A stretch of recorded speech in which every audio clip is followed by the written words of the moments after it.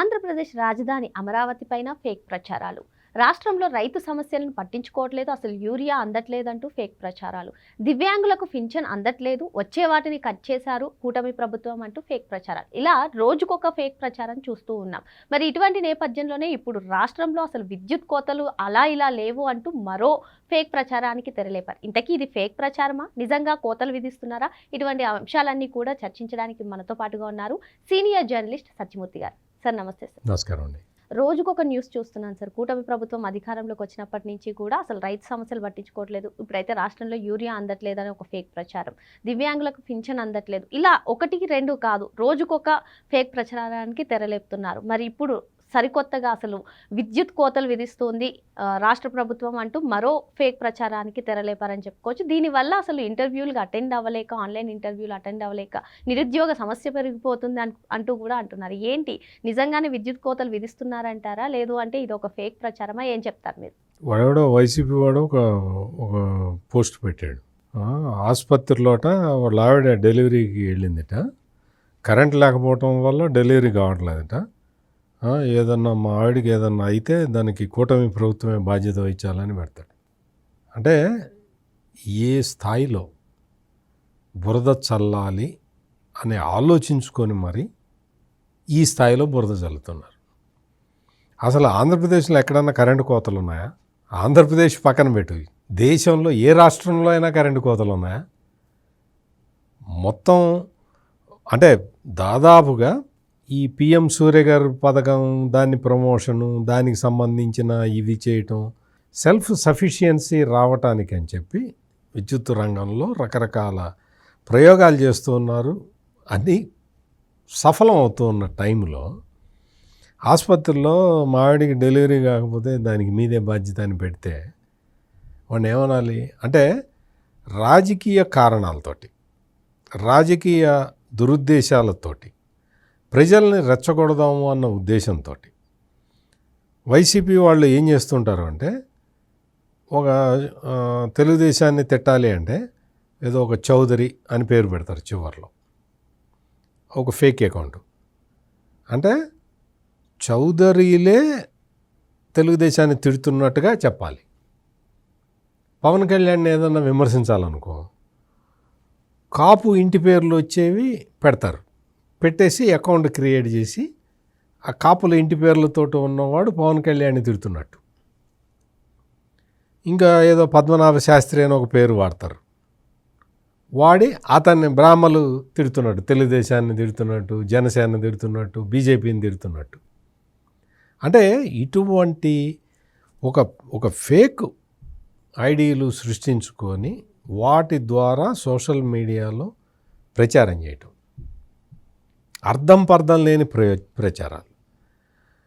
కర్ణాటకలో విజయపురాలో ఒక national highway మీద ఒక అతను, కర్ణాటక ఫార్మరు, ఉల్లి ఫార్మరు, ఆ ఉల్లి పోసి అక్కడ ఏదో 250 రూపాయలు వచ్చింది క్వింటాల్కి. మేము ఖర్చు పెట్టిందే 650 రూపాయలు, 250 వస్తే మేము ఎట్ట బతకాలి అని చెప్పి అతను రోడ్డు మీద పోసి అతను ఏదో అక్కడ తన బాధను వ్యక్తం చేశాడు. అది కర్ణాటకలో చేస్తే దాన్ని తీసుకొచ్చి పెట్టి, చంద్రబాబు ఏమైంది, నువ్వు 1200 ఇస్తానన్నావు, ఇక్కడ 250 వస్తున్నది, ఈ ఉల్లి రైతును చూడు అని చెప్పి ఆడెవడో కర్ణాటక వీడియోని పెట్టి పెడతాడు. మనం చూసాం కదా, అంబటి రాంబాబు పులివెందుల్లో అంత రిగ్గింగ్ చేస్తున్నారట. ఆ రిగ్గింగ్ చేస్తున్నారని ఎక్కడో వెస్ట్ బెంగాల్ వీడియో తీసుకొచ్చి పెట్టాడు. ఒకటి కాదు, రెండు కాదు, ఇట్లా ఇటువంటివి తప్పుడు ప్రచారాలు, తప్పుడు వీడియోలు తీసుకొచ్చి తిరుపతి ఎస్పీ సుబ్బారాయుడిని బదనాం చేయాలి. సుబ్బారాయుడిని ఛాలెంజ్ చేశాడు. నువ్వు 7 సముద్రాల అవతల ఉన్న సుబ్బారాయుడు నిన్ను బట్టలు పుదిసి కొడతానని చెప్పాడు. దానికి ఆయన ఏం సమాధానం చెప్పాడంటే, అరే పోవాపో, నువ్వు నీది రాయలసీమ అయితే నాది రాయలసీమే అన్నాడు. అందుకని ఆ కక్ష అనమాట సుబ్బారాయుడి మీద, ఐపీఎస్ ఆఫీసర్ మీద. నీ ఏంది, నువ్వెవడివి? ఆయన తలుచుకుంటే ఎత్తి నిన్ను వేస్తాడు కదా, లోపలేస్తాడు కదా. అంటే అతన్ని బదనాం చేయాలన్న ఉద్దేశంతో తెలంగాణ జిల్లాలో ములుగు జిల్లా అని ఉంది. ఆ ములుగు జిల్లాలో పర్సా అనే మండల కేంద్రానికి సంబంధించిన ఒక ఎస్ఐ కొంచెం ఫీచర్సు అట్లా చీకట్లో కొంచెం సుబ్బారాయుడు లాగా కనపడుతూ ఉన్నదన్నమాట. అతను ఆ పర్సాకి సంబంధించిన ఎస్ఐ ఎవరో ఒక అతన్ని కొట్టాడు.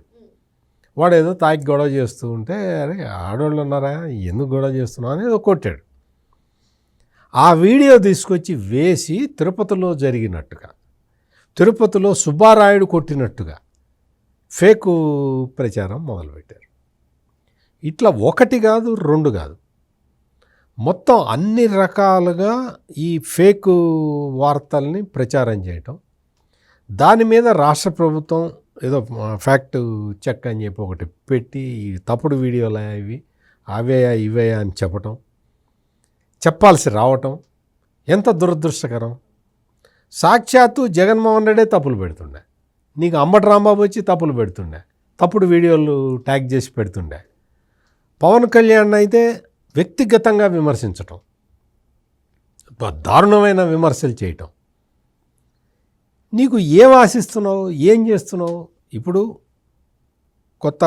కొత్తగా కూటమి ప్రభుత్వం అధికారంలోకి వచ్చి 14 నెలలో 15 నెలలో అయింది. వాళ్ళు చేస్తున్నారు. 10 లక్షల కోట్ల రూపాయల పెట్టుబడులు ఆంధ్రప్రదేశ్కి వచ్చినాయి. పరిశ్రమలు స్టార్ట్ అయినాయి, చాలా పరిశ్రమలు స్టార్ట్ అయిపోయినాయి. నీకు మొత్తం సాఫ్ట్వేర్ ఇండస్ట్రీకి సంబంధించిన జైంట్స్ వచ్చి దిగుతున్నారు అక్కడ. నీకు ఏంటి నొప్పి? What is your problem?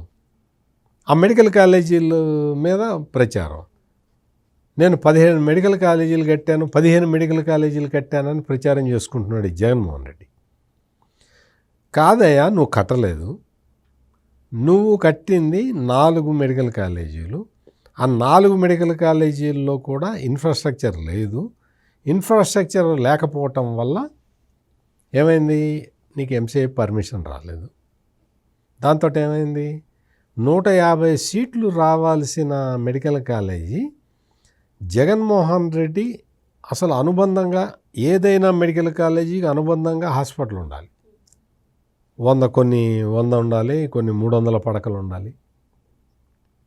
ఎక్కడా లేదు. ప్రైమరీ హెల్త్ సెంటర్ని ప్రమోట్ చేసి ఏరియా హాస్పిటల్గా ప్రమోట్ చేసి దాని మీద మెడికల్ కాలేజీ పెట్టాడు. ప్రైమరీ హెల్త్ సెంటర్కి ఎంతమంది వస్తారు రోగులు? అసలు రోగులు వస్తారా? ఎట్లా సాధ్యం అవుతుంది? మెడికల్ కాలేజీ ఎట్లా సాధ్యం అవుతుంది? నువ్వు పులివెందుల్లో మెడికల్ కాలేజీ అని నువ్వు కట్టించావు. పులివెందులకి ఎవడొస్తాడు? అందరూ ఆ చుట్టుపక్కల ఏరియా వాళ్ళందరూ సత్యసాయి హాస్పిటల్కి వెళ్తారు, లేకపోతే నీకు బెంగళూరు తీసుకెళ్తారు. నీకు పులివెందుల ఎట్లా వస్తారు? ఆ చుట్టుపక్కల వాళ్ళు కూడా పులివెందులు రారు. పులివెందులు ఎందుకు వస్తారు? నీకు అటువంటి చోట నువ్వు మెడికల్ కాలేజీ పెట్టి నేను కట్టా ప్రతి చోట అంతే. అన్నీ కూడా కట్టాడు, రియల్ ఎస్టేట్ వ్యాపారం చేసుకున్నాడు. అక్కడ మెడికల్ కాలేజ్ వస్తున్నదని. నీకు స్టూడెంట్స్ ఎట్ట వస్తారు? 150 సీట్లు రావాల్సిన చోట నువ్వు అసలు బిల్డింగులు కట్టకుండా, సౌకర్యాలు కల్పించకుండా, ఆసుపత్రి పెద్దది 300 పడకలు, 100 పడకలు, 150 పడకలు పెట్టకుండా, ప్రైమరీ హెల్త్ సెంటర్ మీద డిపెండ్ అయ్యి హాస్పిటల్ మెడికల్ కాలేజ్ ఎవడన్నా పెడతాడా? ఈ జగన్మోహన్ రెడ్డి పెట్టాడు. వాళ్ళ నాన్న డాక్టర్ కదా, ఆ మాత్రం నాలెడ్జ్ ఉండక్కర్లేదా? నీకు అది పెట్టేసి అన్ని తప్పులు చేసి 2 మెడికల్ కాలేజీల్లో అయితే అడ్మిషన్లు ఇచ్చి క్యాన్సిల్ చేశారు. ఎంత అన్యాయం చేసావు నువ్వు? స్టూడెంట్స్కి ఎంత అన్యాయం చేసావు? 35% సీట్లు అమ్ముకున్నావు నువ్వు. ఇన్ని ఎదవ పనులు నువ్వు చేసి ఈ రోజునొచ్చి మెడికల్ కాలేజీ మీద తప్పుడు ప్రచారం. అంతకుముందు చూసాం, మిర్చి రైతుల మీద తప్పుడు ప్రచారం చేశాడు, మామిడి రైతుల మీద తప్పుడు ప్రచారం చేశాడు. 1 కాదు 2 కాదు, నువ్వు పొద్దున్న లేచిన దగ్గర నుంచి విజయవాడ బుడమేరు వాగు పొంగితే వచ్చి వరదలు వస్తే ఆ వరదల్లో నా చుట్టూతో శవాలు ఉన్నాయని చెప్పి ఒక అమ్మాయితోటి వీడియో చేయించి పెట్టాడు. ఎంతమంది చచ్చిపోయారు? నువ్వు చెప్పిస్తున్నది ఏంటి? అంటే ఇటువంటి అబద్ధాలు ప్రచారం చేసి ఎంతకాలం నువ్వు రాజకీయ పార్టీని నడుపుతావు? ఇది నా స్ట్రైట్ క్వశ్చన్. నువ్వు చెప్పే దాంట్లో వాస్తవం ఏదన్నా ఉండాలి. నీకు నిజంగా ప్రజలు సఫర్ అవుతున్న దాన్ని నువ్వు ఎత్తి చూపితే ప్రజలు హర్షిస్తారు. అంతేగాని అక్కడ జరుగుతున్నది ఒకటి, నువ్వు పెడుతున్నది ఒకటి చేసుకోవటం. నువ్వు ఆడెక్కడో తిరుపతిలో ఎవడో కొట్టారు, దళితులపై దాడి అనేస్తాడు అని ప్రచారం చేస్తారు. వైసీపీ వాళ్ళ స్ట్రాటజీ ఏంటి అంటే ఫస్ట్ సోషల్ మీడియాలో ప్రచారం చేస్తారు. ఒక తప్పుడు ప్రచారాన్ని మొదలు పెడతారు. ఈ తప్పుడు ప్రచారాన్ని బేస్ చేసుకొని సాక్షి పేపర్లో ఒక వార్త రాస్తాడు. ఆ వార్త మీద డిబేట్ పెడతారు. దాని మీద ప్రెస్ కాన్ఫరెన్సులు పెడతారు. ప్రెస్ కాన్ఫరెన్సులు పెట్టి దాన్ని నిజమని నమ్మిస్తారు. అంటే ఇన్ని రకాలుగా దాన్ని సర్క్యులేట్ చేసేసరికి ప్రజలు నిజమాన్ని నమ్ముతారేమో అన్న ఒక ఆశ. అబద్ధాల మీద నువ్వు ఎంతకాలం పార్టీని నడుపుతావు? నువ్వు అధికారంలోకి వచ్చిందే అబద్ధాలను అడ్డం పెట్టుకొని. నువ్వు పింక్ డైమండ్ అన్నావు. ఏమైంది? తిరుపతిలో పింక్ డైమండ్ ఉందా? లేదు అని చెప్తున్నారు అందరూ. నీకు అది తెలిసి కూడా నువ్వు చేస్తావు. అంటే నీకు కావాలని కుట్రపూరితంగా నువ్వు తప్పుడు ప్రచారాలు చేసుకుంటూ బతకటం నీకు అలవాటైపోయింది. వాళ్ళ అమ్మ మీద కేసు ఏమని ఎవరని చెప్పారా? ప్రజలు ఏమన్నా చెప్పారా? నువ్వు కదా కేసు వేసావు. గిఫ్ట్ డీడ్ రద్దు చేస్తున్నా నేను, అసలు నా తల్లి అబద్ధాలు చెప్తుంది అని చెప్పావు కదా. నీ తల్లి అబద్ధాలు చెప్తుంది అని చెప్పిన వాడివి. నీ తల్లి ఏమిచ్చింది? రిప్లై ఏమిచ్చింది? ఇప్పుడు మళ్ళీ ఆమె కేసు వేసింది. నా కొడుకు అన్ని అబద్ధాలు చెబుతున్నాడు, ఆడికి అన్ని రాజకీయ కారణాలతోటి ఈ పనులన్నీ చేస్తున్నాడు, నాకు ఇచ్చిన గిఫ్ట్ రద్దు పొలిటికల్ రీజన్స్ తోటి. పొలిటికల్ రీజన్స్ ఏంటి? ఇట్లా నాకు అన్యాయం జరుగుతుంది అని చెబితే సింపతి వస్తుందని. అంటే ఆ సింపతి మీద మళ్ళీ ఇది కావాలి. సోషల్ మీడియాలో చెల్లెల మీద వ్యతిరేక ప్రచారం, ఒక సినిమా యాక్టర్ తోటి సంబంధం అంటగడుతూ ప్రచారం. నీకు వైఎస్ షర్మిల వచ్చి ఆమె కొడుకునేదో రాజకీయాల్లోకి వస్తాడని చెప్పింది, దాంతో అతని మీద ప్రచారం. నువ్వు వైఎస్ రాజారెడ్డి అనే పేరెట్ ఎందుకు పెట్టుకుంటావు? నువ్వు ఎట్ట పెడతావు? నువ్వు బ్రదర్ అనిల్కి, మీ నాన్న బ్రదర్ అనిల్ కదా, అందుకని నువ్వు రాజా శాస్త్రి అని పెట్టుకోవాలి. నువ్వు మురుసుమిల్లి రాజా శాస్త్రి అని పెట్టుకోవాలి. నువ్వు వైఎస్ రాజారెడ్డి అని ఎట్ట పెట్టుకుంటావు అని ప్రచారం. నువ్వు తల్లిని వదలకపోతివి, చెల్లిని వదలకపోతివి, ఉల్లిని వదలకపోతివి, మామిడిని వదలకపోతివి. నువ్వు ప్రతి దాని మీద, ఆఖరికి తిరుపతిలో ఒక విగ్రహం, ఆ విగ్రహం 10 ఏళ్ల నుంచి అక్కడే ఉంటే నువ్వు టీటీడీ చైర్మన్గా ఉండి నువ్వేం చేయాలి? మరి నువ్వు తీయాలిగా ఆ విగ్రహాన్ని. ఎందుకు తీయలే? అది నీది కాదు, టీటీడీది కాదు, ప్రభుత్వాన్ని కాదు, అదో ప్రైవేటు వాడిది. ఆడ పెట్టుకున్నాడు. అది అమ్మటానికి వీల్లేదు, కొనడానికి వీల్లేదు ఎవరికి. అదేదో చెక్కుతుంటే తప్పిపోయింది. ఫాల్ట్ ఉన్న విగ్రహాన్ని ఎవడు పెట్టుకోడు. నువ్వేం చేయాలి? దాన్ని అది తీసి పెద్ద ఒక లుంగి కట్టుకొని వచ్చి ఆ విగ్రహం దగ్గర హారతి కర్పూరం వెలిగించి అపచారం జరిగిపోయింది. హిందువుల సెంటిమెంట్లు దెబ్బతిన్నది నీ వల్ల, నువ్వు చేసిన ఎదవ పని వల్ల, నువ్వు చేసిన ఎదవ ప్రచారం వల్ల. ఆ ఎదవ తప్పుడు ప్రచారం చేసిన తర్వాత ఆ ప్రచారం మీద టీటీడీ కేసు పెట్టింది. పొద్దున్నే సాక్షి పేపర్ ఎటు తీయంగానే భూమన కరుణాకర్ రెడ్డిపై అక్రమ కేసా? అక్కడేం జరిగింది? నువ్వేం చెప్పావు? మరి నువ్వు చెప్పిన దాని మీద నువ్వు కేసు పెట్టాలా వద్దా? కేసు పెట్టి పోలీసులు మర్యాదగా 41 year నోటీస్ ఇచ్చారు. అంతేనా? ఇంకేమన్నా నిన్ను అరెస్ట్ చేసి కొట్టారా? నిన్ను అరెస్ట్ చేసి లాకప్లో పడేసి కొట్టారా? నీ ఇంటికి వచ్చి మర్యాదగా 41 year నోటీస్ ఇచ్చారు. నువ్వేమన్నావు? నేను చాలా బిజీగా ఉన్నా, ఇప్పుడు నాకు రావటం కుదరదు అని. చెప్పండి సార్, మీరు ఎప్పుడు వస్తారో అప్పుడు మేము అరేంజ్మెంట్లు చేసుకుంటాం అని. ఇంత మర్యాదగా జగన్మోహన్ రెడ్డి టైంలో పోలీసులు ప్రవర్తించారా? అంటే మర్యాదగా ఉండి పోలీసులు చట్ట ప్రకారం పనిచేస్తే బట్టలిప్పు తీసుకొడతా అంటాం. వీళ్ళందరూ కూడా వైఎస్ఆర్ కాంగ్రెస్ పార్టీ ఈ సోషల్ మీడియా అంతా కూడా యాంటీ సోషల్ ఎలిమెంట్స్ లాగా పనిచేస్తున్నారు. దీన్ని ఖచ్చితంగా అడ్డుకోవాల్సిన బాధ్యత ప్రతి ఒక్కళ్ళ మీద ఉంది.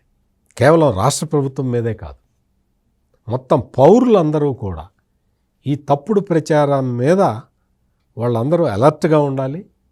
జగన్మోహన్ రెడ్డికి ఎప్పటికప్పుడు నువ్వు ఇది తప్పయా నువ్వు చెప్పేది అని ప్రజలే సమాధానం చెప్పుకోవాలి. ప్రభుత్వం ఎటు చెప్తుంది అది వేరే విషయం. కొంతమంది తప్పుడు పోస్టుల మీద పోలీసులు కేసులు కూడా పెడుతూ ఉన్నారు, కొంతమందిని అరెస్ట్ కూడా చేస్తూ ఉన్నారు. కానీ ఏంటి అంటే సమాజం అలర్ట్గా ఉండాలి. 1కి 10 సార్లు ఈ జగన్మోహన్ రెడ్డి చెప్పిన మాటల్ని 1కి 10 సార్లు క్రాస్ చెక్ చేసుకోండి.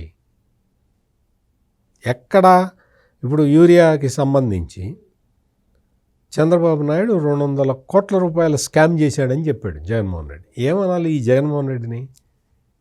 అసలు యూరియాని బ్లాక్ మార్కెట్కి తరలించడం సాధ్యమా? అమ్ముకోవటం సాధ్యమా? యూరియా సపరేట్ రంగులో ఉంటుంది తెలుసా నీకు? బ్లాక్ మార్కెట్లో అమ్మితే క్షణంలో పట్టుకోవచ్చు తెలుసా నీకు? అసలు ఎట్లా నువ్వు ఎంత నీకు ఎంత రైతులకు ఎంత యూరియా కావాలి, గవర్నమెంట్ ఎంత తెప్పించింది, ఎంత ఇచ్చింది? ముఖ్యమంత్రి చంద్రబాబు నాయుడు ఏం చెప్తున్నాడు?